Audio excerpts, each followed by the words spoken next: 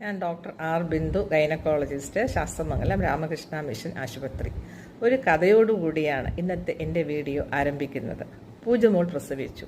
അമ്മയെയും കുഞ്ഞിനെയും കാണാൻ വന്ന ബന്ധു പൂജമോളുടെ അമ്മയോട് ചോദിച്ചു, മോളുടെ പ്രസവം സുഖപ്രസവമായിരുന്നു, അതോ സിസേറിയൻ വേണ്ടി വന്നു?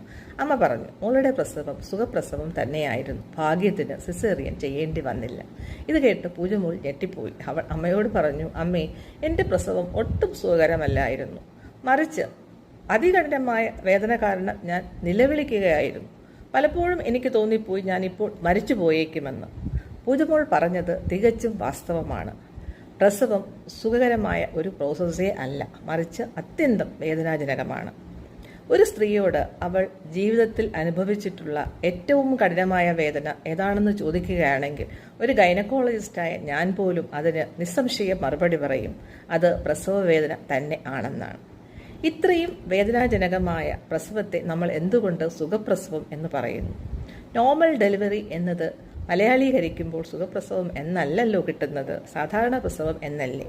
അതുകൊണ്ട് വജൈനൽ ബർത്ത് അഥവാ നോർമൽ ഡെലിവറിയെ സുഖപ്രസവം എന്ന് പറയുന്നതിനു പകരം സാധാരണ പ്രസവം എന്ന് പറയുന്നതാണ് ഏറ്റവും അഭികാമ്യം. എൻ്റെ പ്രസവവും ഒരു സാധാരണ പ്രസവമായിരുന്നു.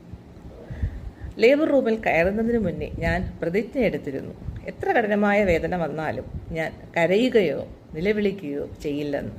എന്നാലും വേദനയുടെ പ്രസവത്തിൻ്റെ അവസാന ഘട്ടമായപ്പോഴേക്കും കഠിനമായ വേദന കാരണം പരിസരമൊക്കെ മറന്ന് ഞാൻ നിലവിളിച്ചു. പ്രസവം കഴിഞ്ഞയുടൻ എൻ്റെ മനസ്സിൽ വന്ന ആദ്യത്തെ ചിന്ത ഇതായിരുന്നു, ഇനി ഈ ജന്മത്തിൽ ഞാൻ പ്രസവിക്കുകയില്ല എന്ന്. എന്നാൽ പ്രസവം കഴിഞ്ഞ് എൻ്റെ പൊന്നുമകളുടെ കുഞ്ഞു മുഖം എൻ്റെ ഗൈനക്കോളജിസ്റ്റായ അന്തരിച്ചുപോയ ലളിത മാഡം എന്നെ കാണിച്ചു തന്നപ്പോൾ അതുവരെ അനുഭവിച്ച എല്ലാ വേദനകളും കഷ്ടപ്പാടുകളും എൻ്റെ മനസ്സിൽ നിന്നും അപ്പാടെ മാഞ്ഞുപോയി. എല്ലാ അമ്മമാരുടെയും അവസ്ഥ ഇത് തന്നെയാണ്. എത്ര വേദന എടുത്ത് പ്രസവിച്ചാലും കുഞ്ഞിൻ്റെ മുഖം കാണുമ്പോൾ ആ പ്രസവ വേദനയുടെ കാഠിന്യമെല്ലാം അവൾ മറക്കുകയും അവൾ ഒരു സുഖകരമായ അവസ്ഥയിലേക്ക് മാറുകയും ചെയ്യുന്നു. പിന്നെ കുഞ്ഞിൻ്റെ കളിയും ചിരിയും വളർച്ചയുടെ ഓരോ കാലഘട്ടവും ആ അമ്മ മനസ്സിൽ സുഖവും സന്തോഷവും സംതൃപ്തിയും നൽകുന്നു. 29 വർഷം മുന്നേ ഞാൻ പ്രസവിക്കുന്ന സമയത്ത് പ്രസവവേദന ലഘൂകരിക്കുന്നതിന് മരുന്നുകളോ മറ്റു മാർഗങ്ങളോ ഇല്ലായിരുന്നു. എന്നാൽ ഇപ്പോൾ അങ്ങനെയല്ല. പെൺകുട്ടിയുടെ പ്രസവവേദന ലഘൂകരിക്കാനും അപ്പാടെ മാറ്റുന്നതിനും പല മാർഗങ്ങളും നിലവിലുണ്ട്. ഈ മാർഗങ്ങളെപ്പറ്റി നമുക്ക് അടുത്ത വീഡിയോയിൽ സംസാരിക്കാം.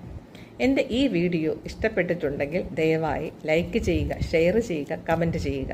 എൻ്റെ ചാനൽ സബ്സ്ക്രൈബ് ചെയ്തിട്ടില്ലെങ്കിൽ ദയവായി സബ്സ്ക്രൈബ് ചെയ്യുക.